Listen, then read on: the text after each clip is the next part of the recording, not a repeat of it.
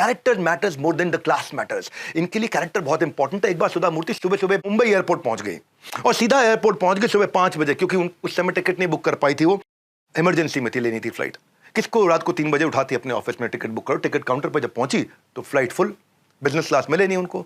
तो वहाँ लड़की ने बोला, देखिए मैडम ऐसा है, पीछे कहीं जा करके मिडिल की सीट एक मिल रही है, वो दे दें क्या आपको? कहती दे दो। सुधा मूर्ति ने टिकट ले लिया, पीछे जा करके कहीं बीच की सीट पर चुपचाप बैठ, इधर भी आदमी इधर भी आदमी, बीच में यूं करके बैठ के किताब खोल के पढ़ने लगी।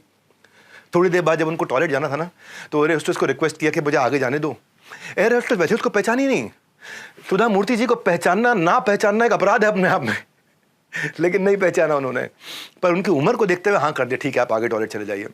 जब वो आगे टॉयलेट जा रही थी तो टॉयलेट से वापस निकलते वक्त बिजनेस क्लास में एक पायलट बैठा था जिसकी सीट रिजर्व थी। पायलट देख के पहचान गया, अरे सुधा मूर्ति है। तो शर्मिंदा हो गया। उनको बिजनेस क्लास की अपनी रिजर्व सीट ऑफर कर दी। बोले आप प्लीज यहां बैठ जाइए, आप यहां बैठिए, आपको यहां बैठना चाहिए। तो कहती मैं बैठ जाऊंगी अगर आप मेरी सीट अपग्रेड के पैसे ले लोगे। पायलट ने मना कर दिया, बोला आपने इस देश के लिए जो कुछ किया है उसके सामने ये सीट कुछ भी नहीं है। एनीवे सुधा मूर्ति मान गई, लंबी बातचीत हुई थी, उसके बाद मान गई।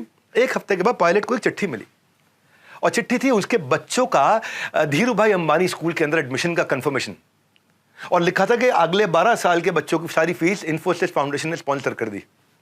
अब जो सुधा मूर्ति ने किया था वो रिफ्लेक्शन था उनकी कोर वैल्यूज का, fairness, integrity, leadership by example. ये इनकी कोर वैल्यूज है कंपनी की। साथ में चिट्ठी थी जिसमें लिखा था, आपने जो मेरे लिए उस दिन किया उसके बदले में कुछ भी नहीं है। सुबह 6 बजे की जो फ्लाइट है ना, ऐसे ही कोई घूमने के लिए नहीं लेता है। आप भी काम से जा रहे थे पर आपने मेरे लिए सीट छोड़ दी। पायलट को याद आया उस दिन उन्होंने सुधा जी से बातचीत में बोला था कि मैं अपने बच्चे का एडमिशन कराना चाह रहा हूँ धीरू भाई अंबानी स्कूल में, और हो नहीं रहा है वहाँ पे।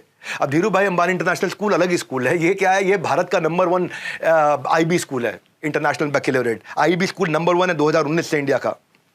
दुनिया के टॉप 10 स्कूलों में माना जाता है धीरू भाई अंबानी इंटरनेशनल स्कूल। यहाँ पे हर 6 बच्चों पे एक टीचर है, हर 6 बच्चों पे एक टीचर, हर 6 बच्चों पे एक टीचर, हर 6 बच्चों पे एक, ये अलग ही लेवल का स्कूल है। पर आपकी वैल्यूज जो है ना, सुधा मूर्ति जी के लिए कह रहा हूँ मैं, अगर कोई हो सके तो उन तक ये वीडियो जरूर पहुंचा दीजिएगा।